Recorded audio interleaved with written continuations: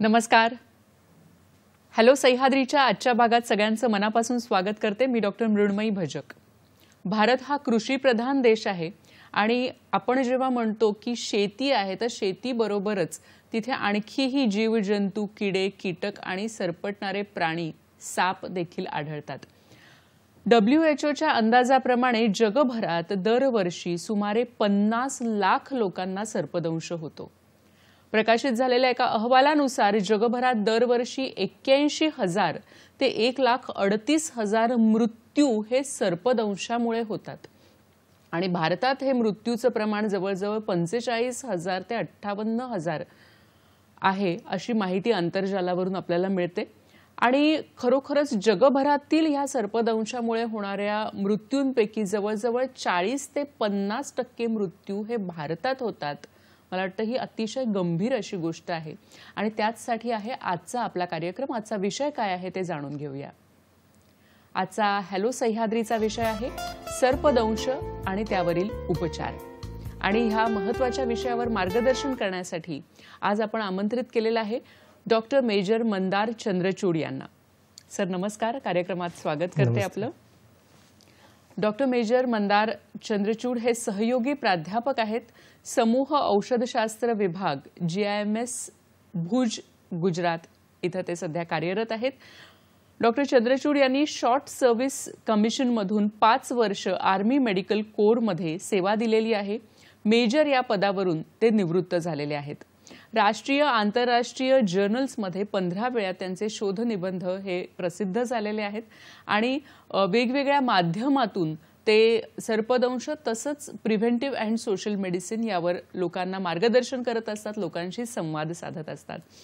आज आपण त्यांच्याकडून सर्पदंश या विषयावरची पूर्ण माहिती घेणार आहोत. तसंच साप म्हटलं किंवा नाग म्हटलं की त्याच्या बाबतीत अनेक समज असतात, गैरसमज असतात जे लोकांमध्ये पसरलेले असतात. तर त्यातलं नक्की खरं काय आणि खोटं काय हे देखील आज आपण सरांकडून जाणून घेणार आहोत. तर सुरुवात करूया कार्यक्रमाला.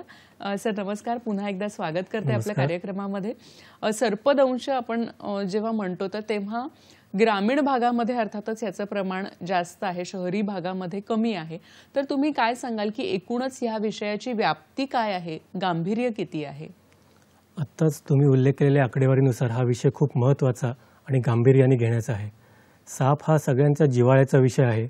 शंकराच्या गळ्यात विराजमान झालेला, नागपंचमीला ज्याची पूजा करतो, नेहमी ज्याची चर्चा होते, साप निघाला की गर्दी होते, असा पण त्याच्याविषयी अनेक समज आणि गैरसमज आहे.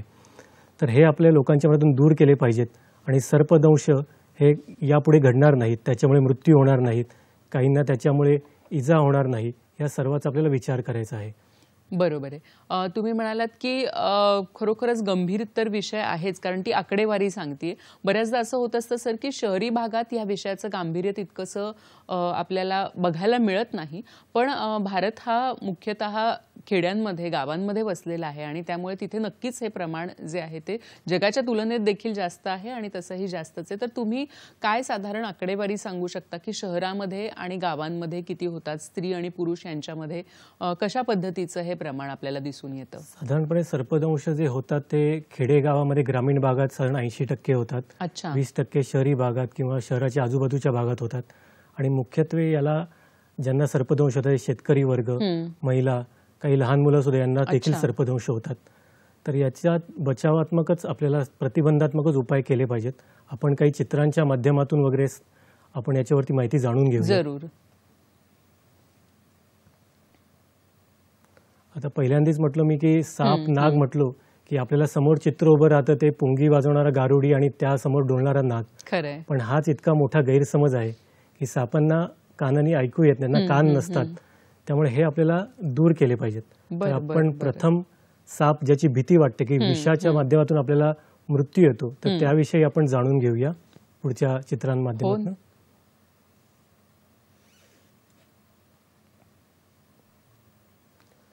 तर साप, विषारी साप आणि बिनविषारी साप. तर साप म्हटलं की विष आणि साप म्हटलं की भीती, की त्याच्यामुळे येणारा मृत्यू हे असतं. खरं तर या विष म्हणजे विषग्रंथीमध्ये सापाचा एक प्रकारचा पाचक रसच असतो. तो त्याचा भक्ष्याला मारण्याकरता हा उपयोगात येतो. आपल्याला तो पचवता येत नाही, त्याच्या माध्यमातून आपल्याला विष आपल्या शरीरात पसरतं आणि वेळेत उपचार झाला नाही तर मृत्यू येऊ शकतो. अच्छा, म्हणजे विष म्हणजे सापासाठी एक पाचक रस आहे. हो, पण ते आपल्यासाठी विष आहे. विष आहे. बरं. तर याच्यामध्ये आता विषारी साप कोणते आणि बिनविषारी साप कोणते. हो. तर वैद्यकीय पदवीचं जे शिक्षण घेतात त्याच्यामध्ये एक ढोबळमानाने त्याचा उल्लेख केला की विषारी कुठले आणि बिनविषारी कुठले. तर आपण जर चित्रामधनं जाणून घ्यायचं केलं तर त्याचे खवले किती मोठ्या आकाराचे, डोळ्यांचं बुबुळ कुठल्या, गोल आहे, उभं आहे, असे काही प्रकार देत, पण सर्वार्थाने लागू करता येत नाही. कारण सापांच्या आपल्या भारतामध्ये 200 ते 250 जाती सापडतात. बरं. त्यातल्या 15 ते 20 या विषारी सापांच्या जाती आहेत. तर हे आपल्याला जाणता येत नाही. काही वेळा जेव्हा रुग्ण येतात तेव्हा त्यांचा सापाचा चावा कसा आहे, तर चित्रामधनं आपल्याला कळेल की सापाचा जेव्हा बाईट मार्क आहे तर त्याच्यावरनं विषारी किंवा बिनविषारी साप ओळखायचा प्रयत्न केला जातो. पण हे सुद्धा लागू पडत नाही, कारण की साप जो चावलाय तो नेहमी स्वसंरक्षणार्थात चावतो. त्यामुळे तो पूर्ण कडकडून भक्ष्याला चावतो तसा चावेल असं नाही. बरं. तर कधी कधी त्याचे 2च दात उमटतात, कधी त्याचा 1च दात उमटतो किंवा फक्त ओरखडा उमटतो. बरं. तर ही एवढी ओळख पुरेशी पडत नाही. त्यामुळे आपण सर्पमित्र म्हणतो किंवा माहितगार लोक म्हणतो, तर त्यांना सापाची पक्की ओळख असावी लागते. बरोबर आहे सर. तुम्ही मगाशी जी स्लाइड दाखवलीत की सापाच्या दंशाचे जे वेगवेगळे प्रकार असतात, की जो डाग पडतो आपल्या त्वचेवर त्यानुसारही काही ठोकताळे कमीत कमी आपण बांधू शकतो. तर त्याच्यानुसार तुम्ही काही सांगू शकाल की कशा पद्धतीचे कुठले विषारी आणि कुठले बिनविषारी असे समजले जातात? मुख्यत्वे आपल्या इथे 4 बिग 4 ज्यांना म्हणतात, की भारतात सामान्यपणे आढळणारे 4 विषारी साप. तर त्यातले नाग, मण्यार, घोणस आणि फुरसे. तर पहिलं नाग आपल्या सर्वांना परिचित आहे. जेव्हा तो फणा उघडतो आपण त्याला 10चा आकडा असं म्हणतो किंवा चष्म्याचा आकार म्हणतो. फणा करतो आपण सहज ओळखतो, नागपंचमीला पूजाही करतो. तर हा सगळ्यात एक विषारी सामान्यपणे आढळणार आणि सगळ्यात जास्ती दंश जे दिसतात भारतात ते नागाचे असतात. आणि ह्याचं प्रमाण किती आहे, म्हणजे विषारी साप आपल्याकडे किती आढळतात भारतामध्ये? विषारी साप तसे 15 ते 20 आहेत. आपण जर सर्पदंश पाहिले तर आपल्याला तेवढी भ्यायची गरज नाही, कारण 10% दंश हे विषारी सापाचे असू शकतात. त्यामुळे लोकांनी मुख्यतः याच्याशी घाबरून जायची आवश्यकता नाही. पुढचा आता नागानंतर आपण बघूया की पुढचा जो विषारी साप आहे तो एक मण्यार म्हणून आहे. हा साधारण 3 ते 5 फूट वाढतो, काळसर निळसर रंगाचा असतो आणि त्याच्यावरती पांढऱ्या अशा जोडीने रेघा असतात. पण हा साप असा आहे की हा निशाचर आहे, बहुतेकदा रात्री येतो, माणसं रात्री झोपेत असताना चावून जातो आणि ह्याचा दंश झाल्याचं कळत नाही. बरं, दंश झाल्याचं कळत नाही या सापाचं कळत नाही. बाकी साप चावला की त्या ठिकाणी जळजळ होते, दुखतं. पण मण्यार सापाचं वैशिष्ट्य असं की तो झोपेत चावतो आणि दंश झाल्याची जाणीव होत नाही. आणि मग जेव्हा असं होतं की कळलेलंच नाहीये की आपल्याला साप चावलाय, मग त्याच्यामुळे पण मृत्यूचं प्रमाण वाढत असेल? खास करून हे मण्यारमध्ये होतं, कारण याची लक्षणं पण इतर सापांपेक्षा वेगळी आहेत. आपण सविस्तर लक्षणं नंतर पाहूयाच. पण मण्यारचं एक वेगळं लक्षण म्हणजे पोटदुखी. तर 1-2 दिवसांनी याचा विषाचा प्रभाव काहीसा उशिराने सुरू होतो आणि पोटदुखी हे त्यातलं एक वेगळंच लक्षण समोर येतं. तर बाकी जे साप आहेत की जसं घोणस किंवा फुरस हे वायपर प्रजातीतले जे साप आहेत, तर तुम्ही बघितलं तर घोणस हा जो साप आहे हा जाड अंगाने जाड असतो, त्याच्यावरती 3 ठळक ठिपक्यांच्या रांगा असतात आणि याचे जे विषदंत आहेत ते नाग किंवा मण्यार यांच्यापेक्षा थोडे वेगळे असतात. नक्कीच सर, आपण आणखीही या सापांबद्दल, विषारी सापांबद्दल विशेषतः आपण माहिती घेतोय. पण आपल्याला कार्यक्रमातला पहिला फोन येतोय सिंधुदुर्गहून. निलेश केरकर आपल्याशी बोलतात. झाल्यानंतर त्वरित काय करावं? धन्यवाद. आपण या मुद्द्याकडे आपण येणारच आहोत. निलेशजी, धन्यवाद आपल्या प्रश्नाबद्दल. सर, आपण सर्पदंश झाल्यानंतर काय करायचं किंवा प्रथमोपचार काय घ्यायचे हे आपण जाणून घेणारच आहोत. तर आमचा कार्यक्रम बघत राहा. या प्रश्नाचं उत्तर आपल्याला लवकरच मिळेल. तत्पूर्वी तुम्ही ज्या स्लाइड्स दाखवत होता की कुठले मुळात कुठले विषारी आहेत, कुठले बिनविषारी आहेत, तर त्याच्याबद्दल आपण माहिती करून घेऊया. चालेल. पुढचा जो मुख्य एक विषारी साप आहे तो म्हणजे फुरसं. हा आकाराने छोटा असतो, पण याचं विष घोणसापेक्षाही जहाल असतं. अच्छा. आणि हा साधारण दगडाच्या खालती वगैरे किंवा रेतीमध्ये वगैरे सापडतो आणि दिसून येत नाही पटकन. याच्या खवल्यांचा तो आवाज करतो एकमेकांवरती घासून की लोकांना सावध करतो, धोक्याची घंटा वाजवतो.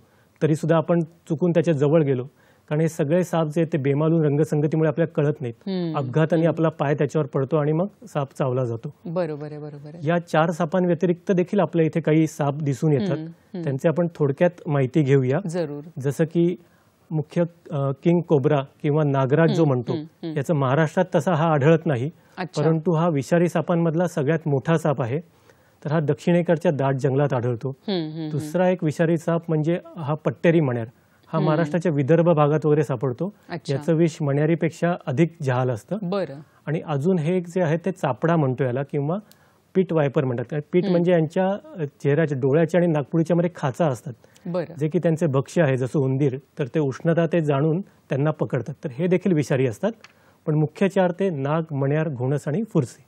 बरोबर आहे. म्हणजे आपल्याकडे हे जे 4 मुख्य विषारी साप आहेत की त्यांच्यामुळे जास्त करून इजा होते किंवा मृत्यू देखील ओढावू शकतो. अर्थातच त्याच्यासाठी प्रथमोपचार आवश्यक आहेत आणि तसंच हॉस्पिटलमध्ये, इस्पितळामध्ये घेऊन जाणं देखील अतिशय आवश्यक आहे. तर मगाशीच आपल्याला प्रश्न आला होता की सगळ्यात आधी काय करायचं, म्हणजे प्रथमोपचार काय करायचे? सगळ्यात आधी हे करायचं की जोही ज्याला सर्पदंश झाला, ज्या व्यक्तीला, अशा व्यक्तीला मानसिक आधार द्यायचा. आत्ताच आपण जाणून घेतलं की केवळ 10% साप हेच विषारी असतात. आणि त्यातही एक विशेष बाब म्हणजे सगळे साप हे त्यांच्या रक्षणासाठी चावा घेतात. बरेचदा कोब्रा, नाग जो चावतो त्याच्या ड्राय बाईट असतात, म्हणजे तो विष ओततच नाही, म्हणजे त्या रुग्णाला काही पुढे होणार नाही. पण बरेचदा भीतीने गाळण उडते आणि अशावेळी कदाकधी बिनविषारी साप असून सुद्धा रुग्ण दगावण्याची शक्यता असते, ती केवळ भीतीमुळे.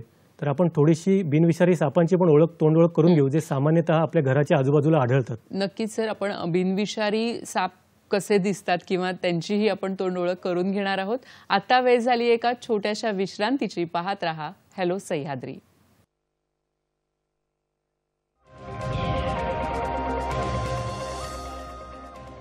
नमस्कार. विश्रांतीनंतर सगळ्यांचं मनापासून स्वागत करते. सर्पदंश आणि त्यावरील उपचार याविषयी आज आपण चर्चा करतोय आणि आपल्याला मार्गदर्शन करतायत doctor major Mandar Chandrachud sir. Sir, तुम्ही मगाशी सांगत होतात की विषारी साप काय आहेत ते तुम्ही स्लाइड्सवर दाखवली, त्यांची चित्र दाखवली. तसंच बिनविषारी साप देखील असतात, कारण आपल्याकडे फक्त 10 ते 15% साप हे विषारी असतात. तर बिनविषारी कुठले असतात तेही आम्हाला सांगा. आपण आता बिनविषारी सापांची माहिती घेऊ. जसं की आपण पाहिलं, विषारी सापांमध्ये नागराज हा सगळ्यात मोठा विषारी साप आहे. तसं बिनविषारी सापांमध्ये सगळ्यात मोठा साप आहे तो म्हणजे अजगर. अजगराचं वैशिष्ट्य म्हणजे भारतात जे अजगर आढळतात ते साधारण 20 ते 30 फूट लांब इतके होऊ शकतात. आणि हे यांच्यामध्ये विषदंत नसतात. तर यांचं वैशिष्ट्य म्हणजे हे त्यांचे जो भक्ष्य असतो त्याला आवळून घेतात आणि गुदमरून त्याचा मृत्यू होतो. त्यानंतर बिनविषारी सापांमध्ये येतो ते एक सगळ्यात छोटा बिनविषारी साप म्हटला तर तो म्हणजे वाळा साप. याला अंध साप किंवा सोमनाथ असंही म्हणतात. हे बहुतेक करून जमिनीच्या खालीच राहतात. मुंग्यांची अंडी वगैरे इत्यादी खाऊन ते जगतात. हा अगदी छोटा आणि अगदीच निरुपद्रवी असा हा जीव आहे. इतर बिनविषारी सापांमध्ये एक आहे विशिष्ट साप, तो म्हणजे मांडूळ. याला दुतोंडे असं म्हणतात.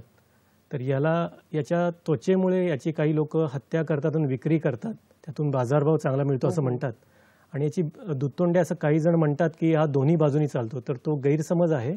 याची शेपटी पण तोंडासारखी जाड असल्यामुळे तो गैरसमज निर्माण झाला असावा. इतर अजून बिनविषारी साप म्हणजे हा एक डुरक्या घोणस. आता याचं नाव डुरक्या घोणस असलं तरी हा घोणस सापासारखा विषारी नाही, तर हा बिनविषारी आहे आणि हा जमिनीखाली राहतो. अच्छा. हा लहान असताना अजगरासारखा वगैरे त्याच्या अंगावरचे धब्बे असतात, त्यामुळे तसा दिसून येतो. याचा चावा मात्र कडकडीत असतो, जरी तो बिनविषारी असला तरी. अच्छा. आणि तो दाह निर्माण करू शकतो. पण बिनविषारी म्हणजे याच्यामुळे मृत्यू होणार नाही, पण दुखणं, वेदना नक्की होतील. नंतर हा एक जो साप आहे तो म्हणजे कवड्या. या सापाचं खाद्य आहे ते पाल. त्यामुळे हा उभ्या भिंती चढू शकतो आणि बरेचदा इमारतीच्या दुसऱ्या तिसऱ्या मजल्यावरही आढळतो. या चित्रामध्ये तुम्ही बघू शकता की मी बाजूला मुद्दामून जो मण्यार साप आपण विषारी पाहिला तो इथे दाखवलाय. तर बरेचदा सर्पमित्रांचा सुद्धा याच्याशी गोंधळ उडतो आणि मण्यारीला कवड्या समजून ते पकडायला जातात, त्याचा चावा होतो आणि सर्पमित्रांचाही मृत्यू होऊ शकतो. त्यामुळं सर्पमित्रांनी सुद्धा अधिकाधिक माहिती घेण्याची गरज आहे आणि अधिक सावध राहिलं पाहिजे. या मण्यार आणि कवड्याचंच आपण जर नीट चित्र पाहिलं तर त्याच्यामध्ये दिसून येईल की कवड्यावरती जे पांढरे आडवे पट्टे ते डोक्यापाशी दिसतात आणि शेपटीकडे ते फिकट होतात आणि शेपटीपाशी नसतात. तर मण्यारीचं उलटं असतं की डोक्यापाशी पांढरे पट्टे दिसत नाहीत, शेपटीकडे ते गडद होत जातात. बरोबर आहे सर. आपण जी चित्र पाहतोय तर त्याच्यामध्ये त्या सापांचे काही विशिष्ट रंग आहेत, तर ते रंग देखील तसेच असतात की वेगवेगळ्या रंगांचे पण हे साप असू शकतात? हे सर्व साप आहेत. आता आपल्या भारतातच जैववैविध्य एवढं आहे की जशी काही अंतराने आपली बोलीभाषा बदलते तसंच काही अंतराने सापांच्या मध्ये रंगसंगती बदलते. त्यांच्या इव्हन विषाचं अंतर जे विषामध्ये जे घटक आहेत ते काही अंतराने बदलतात. कधी कधी साप मातीतून जाऊन येतो, चिखलातून जाऊन येतो, कधी तो काट टाकतो, काट टाकल्या टाकल्या त्याची त्वचा अगदीच चांगली चमकत असते. तर याच्यामध्ये खूप विविधता आहे आणि नीट माहिती घेणं फार आवश्यक असतं, नाहीतर गोंधळ माहितगार लोकांचा सुद्धा उडू शकतो. नक्कीच नक्कीच सर. पुढचा बिनविषारी साप जो आपल्याला नेहमी आढळतो त्याला आपण पाण्यातले साप असं म्हणतो. तर तो म्हणजे एक दिवड किंवा विरोळा. तर हा पाण्यात शक्यतो राहतो आणि मुख्य खाद्य म्हणजे मासे किंवा बेडूक मासे बेडूक आहेत आणि हा रात्री मात्र जमिनीवर येऊन राहतो. हा पण बिनविषारी आहे, पण हा पण कडकडून चावू शकतो. थोडासा तापट स्वभावाचा असा हा साप असतो. बरं बरं सर. पाण्यातले साप, आता तुम्ही एक पाण्यातला दाखवला, तर पाण्यात जे साप आढळतात किंवा समुद्रात आढळतात तर ते आपण त्यांच्याबद्दल काही सांगू शकतो की ते जास्त करून बिनविषारी किंवा विषारी असतात? असं म्हटलं जातं की गोड्या पाण्यातले साप हे बिनविषारी असतात, पण ते सर्वार्थाने खरं नाही. दिवड हा बिनविषारी आहे, पण नाग वगैरे जे साप आहेत ते सर्व पाण्यात जाऊ शकतात, उत्तम प्रकारे पोहू शकतात. आणि समुद्रात जे साप आढळतात, समुद्र सर्प, हे विषारी असतात. पण जसं मी सांगितलं एखादा साप बिनविषारी साप हा तापट स्वभावाचा आहे, तर समुद्र सर्प जे आहेत ते मात्र मवाळ स्वभावाचे किंवा शांत स्वभावाचे असतात. तर बरेचदा कोळ्यांच्या जाळ्यामध्ये माशांबरोबर ते पकडले जातात. कोळी सहजपणे त्यांना पुन्हा पाण्यात सोडतात. पण विषाच्या बाबतीत पाहिलं तर ते खूप विषारी असतात आणि सध्या त्यांचं प्रतिविष आपल्या भारतात उपलब्ध नसतं, ते आपल्याला वेळेला आयात करावं लागतं. समुद्रात जे आढळतात समुद्र सर्पांचं. अच्छा, नक्कीच. म्हणजे खरं तर ह्याच्यामध्ये खूप विविधता आहे की आपण असे फार ठोकताळे मला वाटतं मांडू नाही शकत किंवा एक आपण असं जनरलायझेशन नाही करू शकत की हा असा म्हणजेच विषारी किंवा बिनविषारी. अर्थातच जसं सरांनी सुरुवातीला सांगितलं की आपल्याकडे म्हणजे भारतामध्ये मुख्यतः 4 विषारी साप आढळतात आणि बिनविषारी साप आणखी कुठले कुठले ते आपण जाणून घेऊया. बिनविषारी सापांमध्ये एक गवत्या नावाचा जो साप आहे तो आपल्या घरावर दिसतो, म्हणजे जो गवताच्या रंगाचा, हिरव्या रंगाचा दिसतो.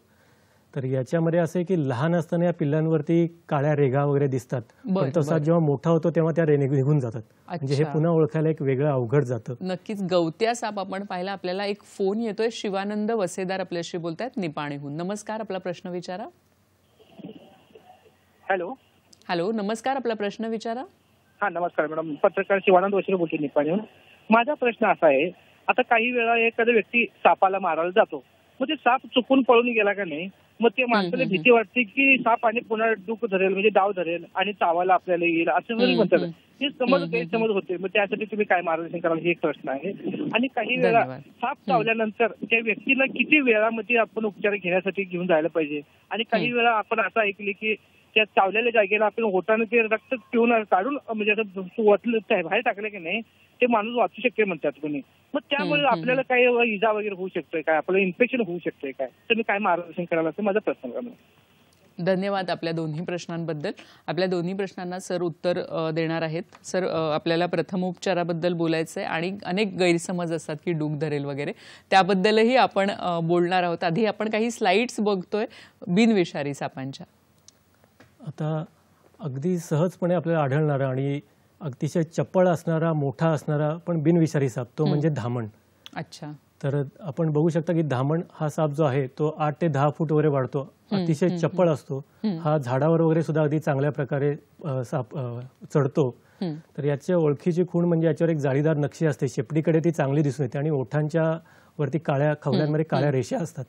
तर हा अतिशय शेतकऱ्यांचा मित्र जो आपण म्हणतो हो. तो हा, कारण हा उंदीर खातो. याचं इंग्रजी नाव देखील रॅट स्नेक असं आहे. तर हा खूप कॉमन आढळतो, पण हा नागाशी मिळता जुळता होतो. कारण नाग फणा काढला तर आपल्या नाग हे ओळखू शकतो, हा. पण धामण तशी ओळखू शकत नाही. जेव्हा फणा धामण नसतो, पण फणा काढतो का? धामण थोडंसं अंग जो मानेच्या इथला भाग आहे तो फुगवायचा प्रयत्न करतो, अच्छा. पण जेव्हा फणा काढलेला नसतो नागाने, तेव्हा नाग आणि धामण यांच्यामध्ये सुद्धा गोंधळ होऊ शकतो. बरं बरं बरं. अजून काही साप जे आहेत त्यांना निमविषारी असं म्हणतात. म्हणजे त्यांच्यामध्ये विष असतं, पण ते त्यांच्या भक्ष्यावरती परिणाम करतं. माणसाला त्यांनी असा मृत्यू वगैरे होत नाही. बरं. त्यातली 1-2 उदाहरणं फक्त आपण बघू. तर हा एक वैशिष्ट्यपूर्ण साप आहे, तो म्हणजे हरणटोळ. याला चाबूक सर्प असं पण म्हणतात. अच्छा. आणि हा झाडावर राहतो. तर इतर काही सापांच्या ज्या भावल्या डोळ्याच्या असतात त्या गोल असतात किंवा उभ्या असतात. तर या सापाची भावली मात्र जी ती आडवी असते आणि याचं डोकंही निमुळतं असतं, त्यामुळे याला द्विनेत्री दृष्टी जी म्हणतो ती याला लाभते. दुसरा निमविषारी साप आहे तो आहे एक मांजऱ्या. जसं मी बुबुळांचं म्हटलो, तर मांजऱ्या जो हा साप आहे तर त्याची बुबुळं जी अशी उभे असतात, त्यामुळे बाहुली जी उभी असते त्यामुळे तो मांजऱ्याशी साधर्म्य लागतो, म्हणून त्याला मांजऱ्या म्हणतात. हाही झाडावर राहतो आणि हा पण निशाचर असा साप आहे, तर याला मांजऱ्या म्हणतात. तर हे साधारण साप आहेत जे आपण विषारी पाहिले, बिनविषारी आणि काही निमविषारी. बरोबर आहे. आता आपण सर हे सगळे साप साधारण कसे दिसतात हे आपण पाहिलेलं आहे, आणि जसं सरांनी सांगितलं की जसे आपले भौगोलिक प्रदेश बदलत जातात तसं त्यांचं रूप किंवा त्यांचे रंग देखील बदलू शकतात. पण एक साधारणपणे ढोबळमानाने आपल्याला सरांनी त्या स्लाइड्स किंवा त्यांचे फोटोज दाखवलेले आहेत. सर, जेव्हा सर्पदंश होतो तर तुम्ही सांगितलं की सगळ्यात आधी पहिली गोष्ट करायची म्हणजे त्या माणसाला धीर द्यायचा किंवा त्याला शांत व्हायला सांगायचं. पण आणखी काय काय आपण प्रथमोपचार करतो? आम्ही अगदी सापांमध्ये प्रथमोपचार किंवा मॅनेजमेंट कसं त्यांचा पुढे उपचार करावेत, तर आम्ही एक इंग्रजीमध्ये राईट असं त्याचं एक शॉर्ट फॉर्म वापरतो. बरं बरं. तर त्यातलं जे मी पहिलं सांगितलं की पहिलं म्हणजे आधार द्यायचं, तर आर आम्ही रिअश्युरन्स म्हणतो की त्याची भीती पहिली घालवा. आणि दुसरं जे आहे प्रथमोपचार जे करायचे म्हणजे दवाखान्यात पोहोचण्याआधी जे उपचार करावे, तर ते म्हणजे इममोबिलाइज आहे, म्हणजे अवयवांची हातापायाची हालचाल होऊन द्यायची नाही. हे एवढ्यासाठी महत्वाचं आहे की आपल्याला वाटतं की साप चावला म्हणजे ते विष रक्तातून अंगामध्ये भिनतं, तर रक्तातून नक्की भिनतं, पण सगळ्यात जास्ती जे प्रमाण असतं तर शरीरामध्ये काही लिम्फॅटिक्स असतात, लसवाहिन्या असतात, त्यातून ते पसरतं. आणि या लसवाहिन्या लिम्फॅटिक्स स्नायूंच्या मधून जातात, त्यामुळे हालचाल झाली तर स्नायू आकुंचन पावतात आणि ते विष हृदयाकडे लवकर जाऊ शकतं. तर हे जे इममोबिलायझेशन आहे, तर अवयवांची हालचाल थांबवायची, तर आपण जसं एखादं फ्रॅक्चर होतं की हाड मोडतं म्हणतो, तेव्हा जसं आपण पट्टीवर गुंडाळतो, तो पाय स्थिर करतो, हात स्थिर करतो, त्याप्रमाणे ती पट्टी गुंडाळावी. हे मी उदाहरणाकरता हे चित्र दाखवलंय. पण जर साप आपल्याला निश्चित माहिती असेल की तो घोणस किंवा फुरसं ज्याचा रक्तावरती परिणाम होतो असा साप असेल तर पट्टी बांधूही नाही असंही म्हटलं जातं. मुख्य आहे की हालचाल होऊ नये देणं, आणि त्यानंतर त्याला सगळ्यात लवकर शक्य तेवढ्या लवकर जवळच्या सरकारी आरोग्य केंद्रामध्ये, प्राथमिक आरोग्य केंद्र असेल, ग्रामीण रुग्णालय असेल किंवा जिल्हा रुग्णालय, येथे लवकरात लवकर घेऊन जाऊ. जेवढा वेळ तुम्ही वाचवाल तेवढं त्याचं आयुष्य आपण वाचवू शकतो. बरोबर आहे. मगाशीच आपल्याला फोनही आला होता शिवानंद वसेदार यांचा की किती वेळात हॉस्पिटलमध्ये नेणं गरजेचं आहे?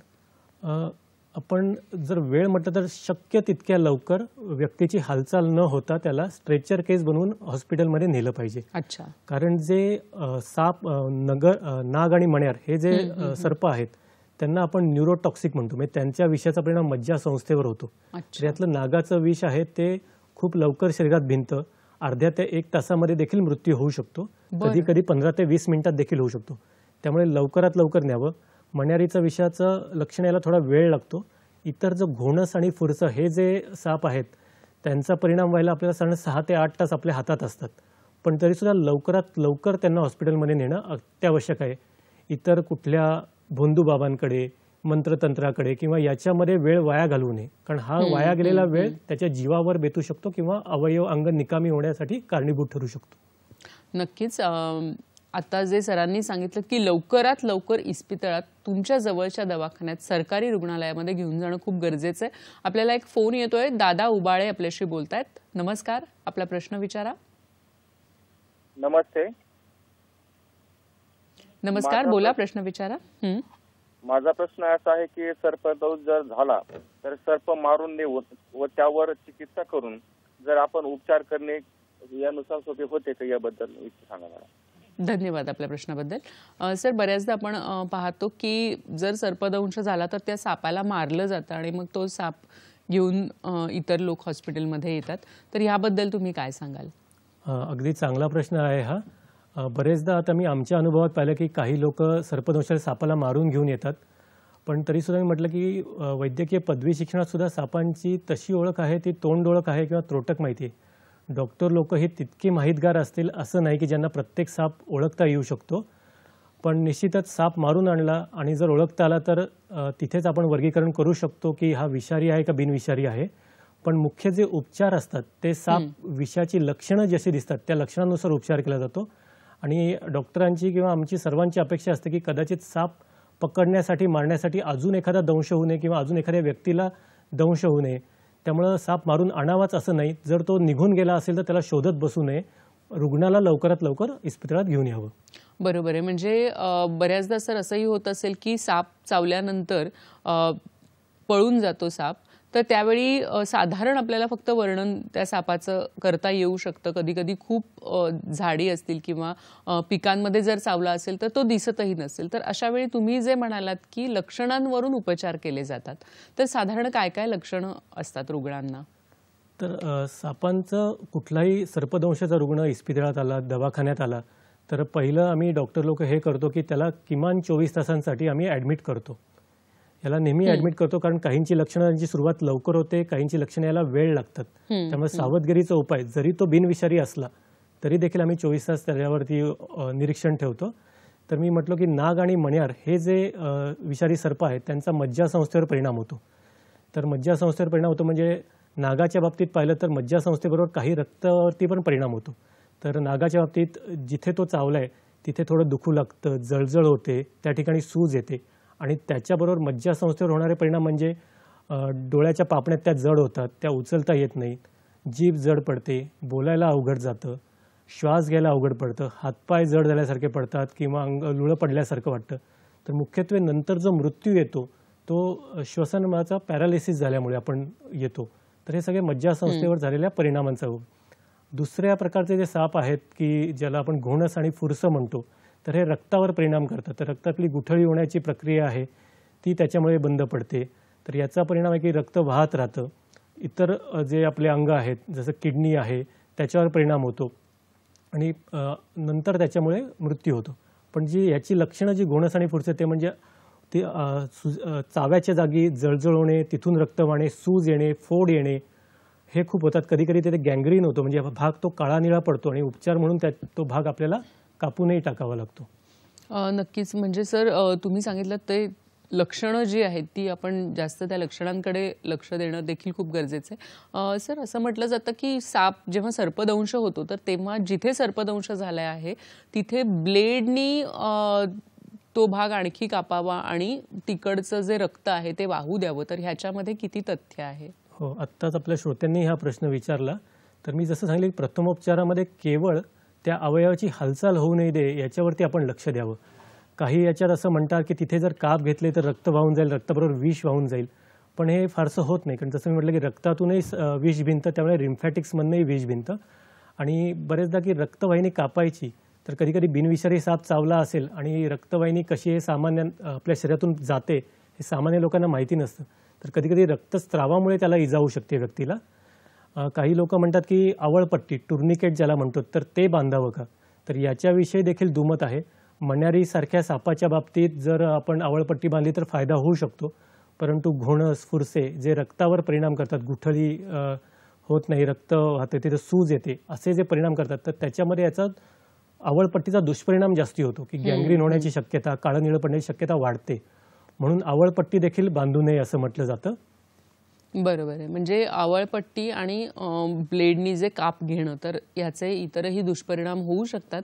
त्यामुळे सगळ्यात महत्त्वाचं म्हणजे हालचाल न करणं हे नक्कीच आपण सगळ्यांनी लक्षात ठेवलं पाहिजे. आणखीही आपण ह्या विषयाबद्दल माहिती जाणून घेणार आहोत की सर्पदंश झाल्यावर प्रथमोपचार काय आहेत, हॉस्पिटलमध्ये कशा पद्धतीने उपचार केले जातात आणि साप आणि नाग ह्याविषयी आपल्याकडे अनेक माध्यमांमधून ज्या गोष्टी चर्चिल्या जातात त्यामध्ये किती तथ्य आहे याविषयी देखील माहिती घेणार आहोत कार्यक्रमातून. आता वेळ झाली एका छोट्याशा विश्रांतीची. पाहत रहा हॅलो सह्याद्री.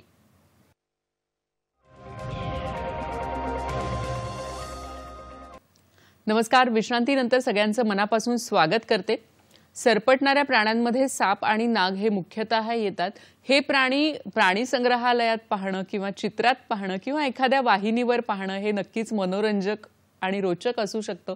पण जेव्हा सर्पदंश होतो तेव्हा नक्की काय करायचं, प्रथमोपचार काय करायचे, उपचार काय करायचे आणि समज गैरसमज काय आहेत, ह्याविषयी आज आपण जाणून घेतोय. आपल्याला मार्गदर्शन करतायत डॉक्टर मेजर मंदार चंद्रचूड.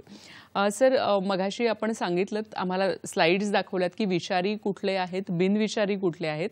तसंच आपण आता उपचारांवर आलोय की कशा पद्धतीने उपचार केले जाऊ शकतात, तर त्याविषयी मी प्रथमोपचाराचं जे म्हटलो की आवळपट्टी बांधावी का न बांधावी, तर आवळपट्टी लोकांना कितपत घट्ट बांधावी हे लक्षात येत नाही. त्यामुळे जर त्यांनी आवळपट्टी खूप घट्ट बांधली तर कधी कधी पुढे होणारा रक्तस्राव तो बंद पडतो आणि तिथे काळं निळं पडून गँग्रीन होऊ शकतं. तर आपण बघू शकतो की आवळपट्टी खूप घट्ट बांधली तर अगदी खूप एक्स्ट्रीम केसेसमध्ये तर काळं निळं पडून गँग्रीन येऊ शकतो. आणि त्यात जर विषारी साप घोणस फुरचं असेल त्याचं विष तिथेच साठून त्याचा दुष्परिणाम अधिक वाढतो. म्हणून शक्यतो फक्त हालचाल न करता रुग्णाला हॉस्पिटलमध्ये न्यावं. लक्षणांमध्ये आपण पाहिलं मगाशी की जो घोणस आणि फुरसे याची जी लक्षणं येतात ती त्या भागावरती जास्ती परिणाम करतात, की तिथेच सूज येणे, फोड येणे, भाग काळा निळा पडणे. तर काही आपण चित्रामधनं बघू शकतो की हे किती व्यापक स्वरूप घेऊ शकतो, किती गंभीर होऊ शकतं. अशामध्ये रुग्णाचा जीव वाचवण्यासाठी आपल्याला अवयव कापावा लागू शकतो. अच्छा. त्यामुळे मुख्य उपचार जे आहेत ते म्हणजे प्रतिविषाचा उपयोग. तर आपल्या भारतामध्ये सर्व प्राथमिक आरोग्य केंद्र, ग्रामीण रुग्णालय, सरकारी जिल्हा रुग्णालय आणि मोठी खाजगी रुग्णालय इथे प्रतिविष उपलब्ध असतं. तर हे प्रतिविष जे आहे, प्रतिसर्पविष किंवा अँटी स्नेक विनोम ज्याला आपण म्हणतो, ते मुख्यत्वे परिणाम करतं या मुख्य 4 सापांविरुद्ध जे आपण पाहिले: नाग, मण्यार, घोणस आणि फुरसं. बरोबर आहे. मग हे जे प्रतिविष असतं सर, तुम्ही म्हणालात की सर्व सरकारी रुग्णालयांमध्ये, जिल्हा रुग्णालयांमध्ये किंवा गावाच्या पातळीवर देखील उपलब्ध असतं. तर ते किती वेळात रुग्णाला देणं गरजेचं आहे? रुग्ण लवकरात लवकर हॉस्पिटलमध्ये जावा. आणि मी जसं म्हटलं की डॉक्टर जे आहेत ते लक्षणं बघून उपचार करतात. जरी विषारी साप चावला याची खात्री असली तरी जोपर्यंत लक्षणं येत नाहीत तोपर्यंत डॉक्टर ते प्रतिविष उपयोगात आणतीलच असं नाही. पण ते जर लक्षणं दिसायला लागली तर त्याची मात्रा त्यानुसार ठरवली जाते की सुरुवातीला त्याच्या 10 वायल्स दिल्या जातात नागाच्या बाबतीत.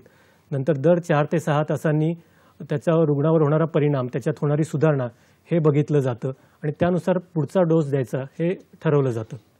नक्कीच सर. ही सगळी उपचार पद्धती आहे आणि जी सगळीकडे सर्व सरकारी रुग्णालयांमध्ये उपलब्ध आहे.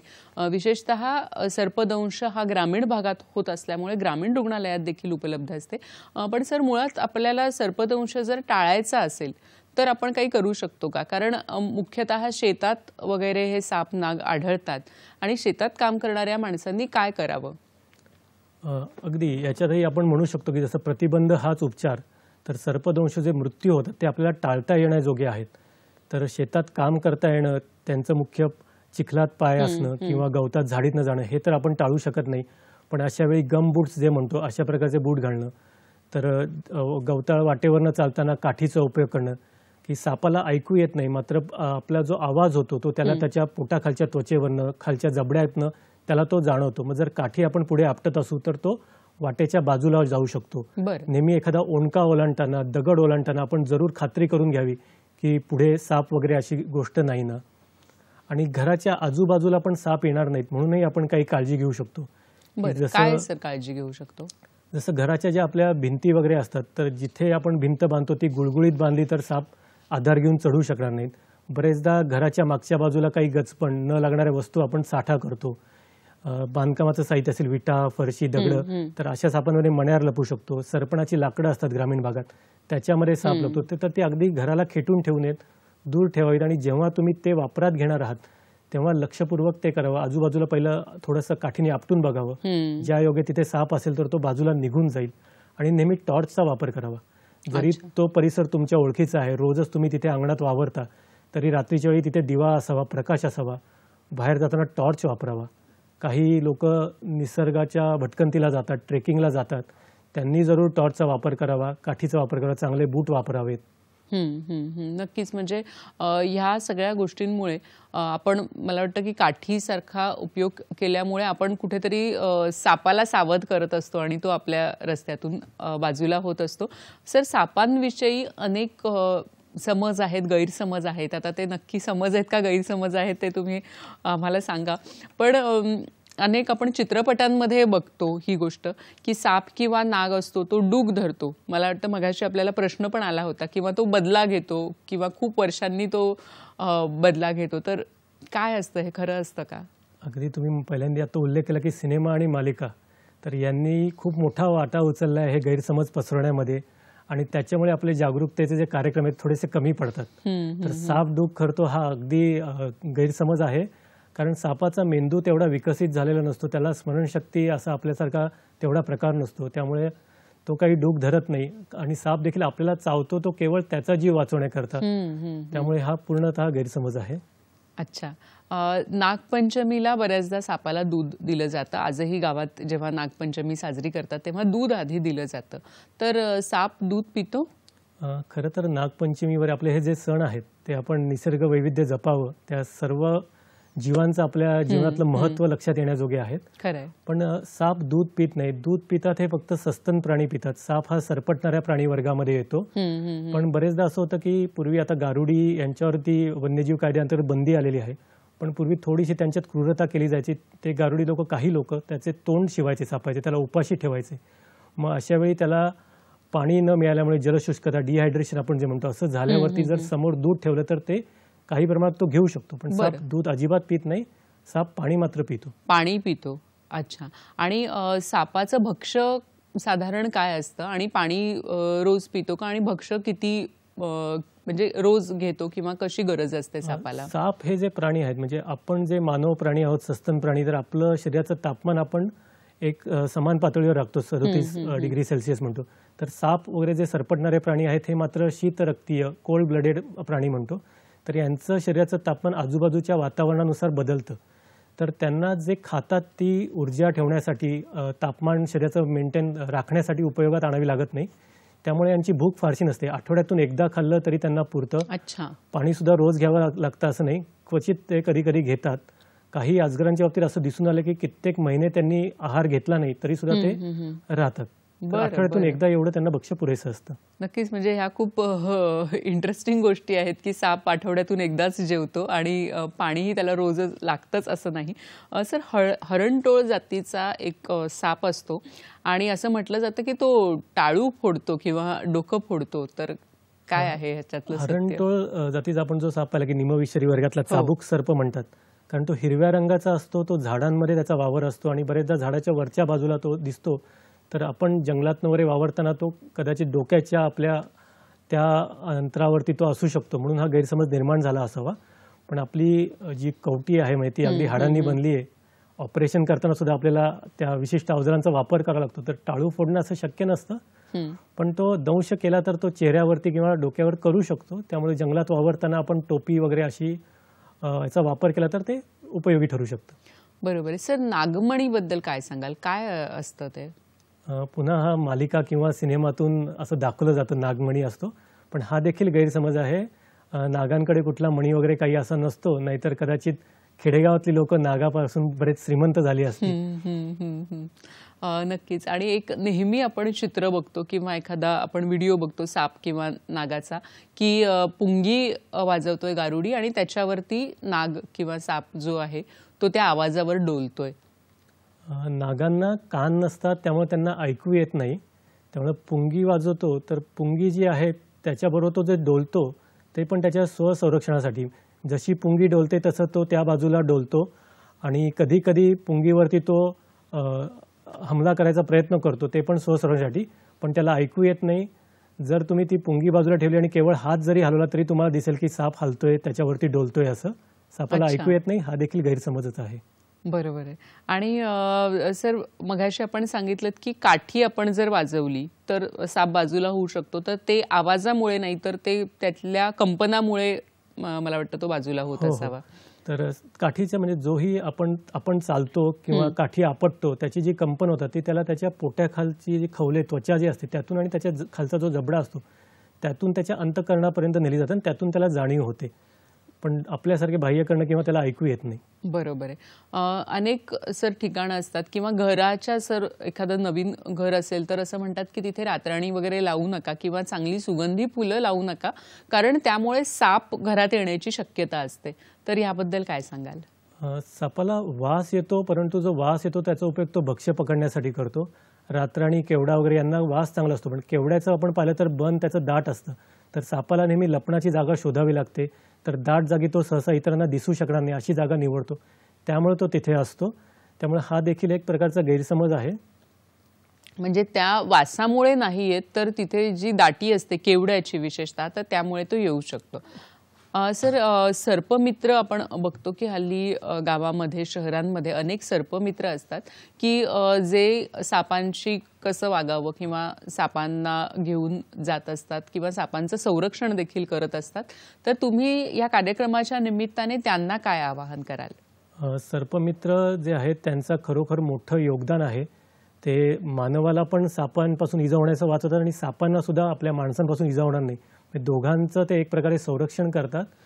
पण आता असं दिसून येतं की सर्पदंशाचं जे प्रमाण आहे, जसं सामान्य लोकांमध्ये दिसतं तर तसंच प्रमाणे हे सर्पमित्रांमध्ये पण दंश होण्याचं दिसतं.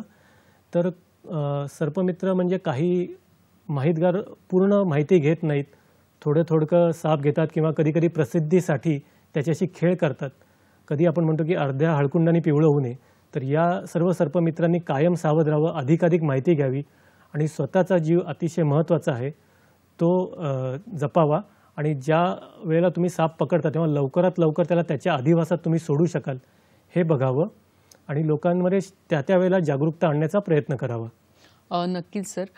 सर, तुम्ही मिलिटरीमध्ये काम केलेलं आहे, भारताच्या सीमांवर आणि अनेक ठिकाणी तुम्ही गेलेला आहात ॲज अ डॉक्टर म्हणून, तर तो अनुभव देखील आम्हाला जाणून घ्यायला आवडेल. अगदी मी स्वतःला भाग्यशाली समजतो की मला संधी मिळाली. मी 5 वर्ष शॉर्ट सर्व्हिस कमिशन या माध्यमातून आर्मी मेडिकल कोअरमध्ये सेवा केली. आपल्या सर्वांनाच सैनिकांचा आदर असतो, सैन्य दलाचा आदर असतो आणि इच्छा पण असते की त्या प्रकारचं युनिफॉर्म आपण वापरावा. तर मला ती संधी मिळाली आणि मला ती 5 वर्षात मी त्या अनुभवातून एक समृद्ध झालो, प्रगल्भ झालो असं म्हणता येईल. आणि त्याच्यामध्ये मला आपल्या देशाच्या विविध भागात जाण्याचा अनुभव पण मिळाला, त्यांची जीवनशैली अनुभवण्याचा अनुभव मिळाला आणि आपले जे जवान आहेत त्यांच्याविषयी माझा आदर अधिक वाढला. नक्की सर. कुठल्या कुठल्या भागामध्ये सर या पोस्टिंगमध्ये तुम्ही गेला होतात? माझी जी सुरुवातीची नेमणूक झाली ती कमांड हॉस्पिटल पुणे येथे झाली. बरं. त्यानंतर सर्व डॉक्टरांचं army medical college and centre जे आहे ते लखनौमध्ये आहे. तिथे बेसिक मिलिटरी ट्रेनिंग म्हणजे सैन्यदलातलं हत्यार चालवणं, बंदूक चालवणं, बाकी ड्रिल करणं हे सगळं जे प्रशिक्षण असतं तर ते तिथे पार पडलं. आणि त्यानंतर पहिलं जे पोस्टिंग आलं ते माझं द्रास भागात आलं. द्रास कारगिल जे आपण युद्ध झालो त्या भागात आलो. तर तो भाग अतिशय थंड भाग आहे, हाय अल्टिट्यूड एरिया म्हणतो, म्हणजे अति उंचावरचा प्रदेश म्हटला जातो. तिथे माझी नेमणूक झाली आणि त्या दरम्यान मला सियाचीनचाही अनुभव मिळाला. जे आपण सियाचीन हिमनदी जी आहे की जगातली सर्वात उंच भूमी जी युद्धभूमी आहे तिथे अनुभव मिळाला. तिथे मुख्यतः हे दिसून येतं की निसर्गाच्या समोर मानव किती खुजा आहे, कारण तिथे जे आता अपघात होतात किंवा मृत्यू होतात ते एन्व्हायरमेंटल कॅज्युअल्टी म्हणजे सभोवतालच्या वातावरणाशी जुळवून न घेता येण्यामुळे होतात. आणि तिथेच आमचा जो प्रिव्हेंटिव्ह मेडिसिनचा जो रोल आहे प्रतिबंधाचा तो खूप कामी त्याचा उपयोग आला की त्या निसर्गाशी जुळवून घेताना तुम्ही तेवढा वेळ दिला पाहिजे, टप्प्याटप्प्याने तेवढ्या उंचीवर गेलं पाहिजे, थंडीपासून स्वतःचं संरक्षण केलं पाहिजे आणि त्याबरोबर मानसिक स्वास्थ्य देखील जपलं पाहिजे. आणि ते जे त्याचं प्रशिक्षण जे होतं सियाचीन बॅटल स्कूल जे म्हणतात, तर ते 3 आठवड्याच्या प्रशिक्षणामध्ये आम्हाला शारीरिक तंदुरुस्तीमुळे मानसिक तंदुरुस्ती तुमची किती राहील, म्हणजे अशा वातावरणात तुम्ही जर एकाकी पडला, काही अडचण निर्माण झाली, तुमच्या जवानांचा प्रश्न आला, जीवाचा प्रश्न, तर त्याच्याशी सामना कसा कराल यासाठी आम्हाला खूप चांगल्या पद्धतीने तयार केलं गेलं. आणि माझं शेवटचं जे पोस्टिंग होतं ते जोधपूर राजस्थानमध्ये होतं. आणि तिथे मला आजचा जो आपला विषय सर्पदंश, तर काही वेळेला ज्या इमर्जन्सी ड्युटी होत्या तिथे उपचार करण्याची संधी मिळाली. तर एकूणच सैन्य दलाच्या माध्यमातून 5 वर्षात खूप चांगला अनुभव आला आणि माझ्यात माणूस म्हणून पण अधिक सुधारणा झाली.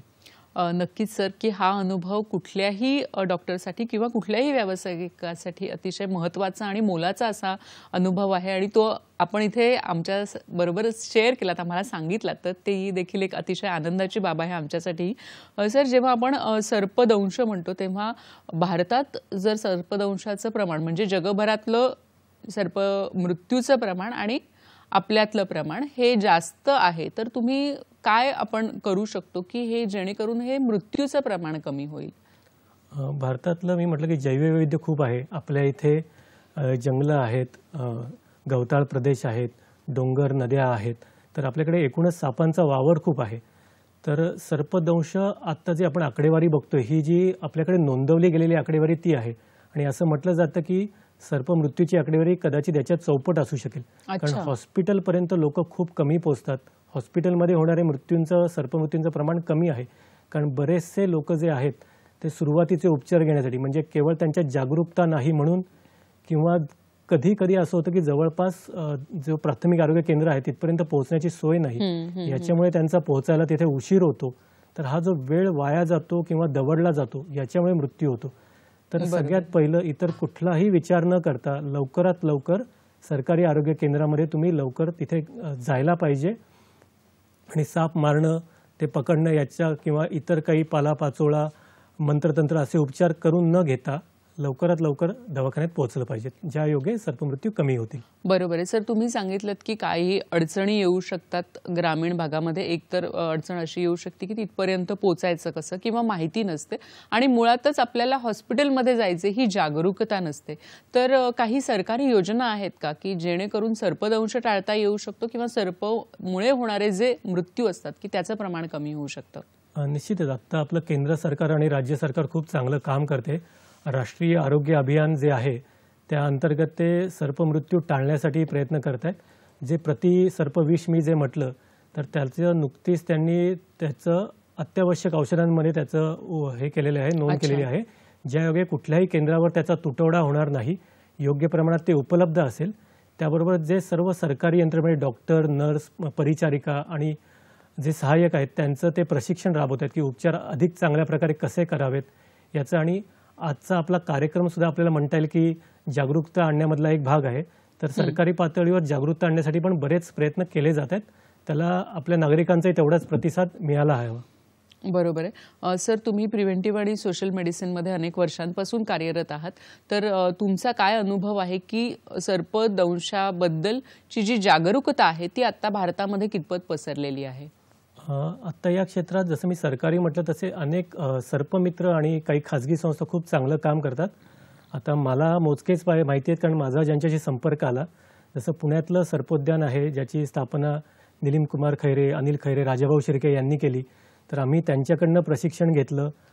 पुण्यात अजूनही इतर काही मंडळी आहेत, राम भुतकर वगैरे, आणि आपण प्रकाश आमटे आपल्या सर्वांना माहिती आहे ज्यांनी गडचिरोलीमध्ये त्यांचं काम आहे. काही डॉक्टर लोक आहेत, जसं पुण्यातले डॉक्टर DB कदम सर आहेत, नारायणगावात ग्रामीण भागात काम करणारे डॉक्टर राऊत आहेत, गुजरातच्या भागात सुद्धा एक धीरूभाई पटेल आहेत. हे त्यांच्यावर उपचार करतायत, अतिशय चांगले प्रयत्न करतायत. तर हे सर्व प्रयत्न आहेत. प्रत्येक डॉक्टरांनी पण वैद्यकीय पदवीत केवळ अभ्यासापुरतं त्याचं पुस्तकात दिले एवढाच अभ्यास न करता त्याच्या पलीकडे जाऊन एक इंटरेस्ट दाखवून अधिक त्यातलं शिक्षण घ्यावं आणि नक्कीच सर असेच काही पोस्टर्स वगैरे आपल्या दवाखान्यात इतर लोकांच्या जागरूकतेकरता लावावेत, ज्या योगे हा प्रसार होईल. नक्कीच, म्हणजे मुळात ही जागरूकता जी आहे ती अतिशय आवश्यक आहे की सापांविषयीची जागरूकता, जे आपण आजच्या कार्यक्रमात पाहिलं की विषारी कुठले आहेत, बिनविषारी कुठले आहेत आणि संपूर्ण ज्या भारतातल्या ज्या प्रजाती आहेत त्याच्यातले फक्त 10 ते 15% विषारी साप आहेत. त्यामुळे नक्कीच ज्याला सर्पदंश होतो त्याचं मनोबल इतरांनी वाढवणं हे देखील गरजेचं आहे. आणि ज्याप्रमाणे सरांनी सांगितलं त्याप्रमाणे प्रथमोपचार करणं, प्रथमोपचारामध्ये हालचाल अजिबात न करणं आणि लवकरात लवकर इस्पितळामध्ये नेणं, या अशा गोष्टी जर आपण पाळल्या तर भारतातलं जे सर्पामुळे होणाऱ्या मृत्यूचं जे प्रमाण आहे, सर्पदंशामुळे होणाऱ्या मृत्यूचं, ते नक्कीच आपल्याला आटोक्यात आणता येईल आणि कमी करता येईल. सर, आपण इथे आलात आणि अतिशय सविस्तर माहिती चित्रांच्या माध्यमातून तसंच इतरही माहिती आम्हाला दिलीत, याबद्दल आमच्या संपूर्ण टीमतर्फे मी आपले मनापासून आभार मानते. खूप खूप धन्यवाद. दर्शको, आपण पुन्हा भेटूया नवीन कार्यक्रमात नवीन विषयासह. तोपर्यंत नमस्कार.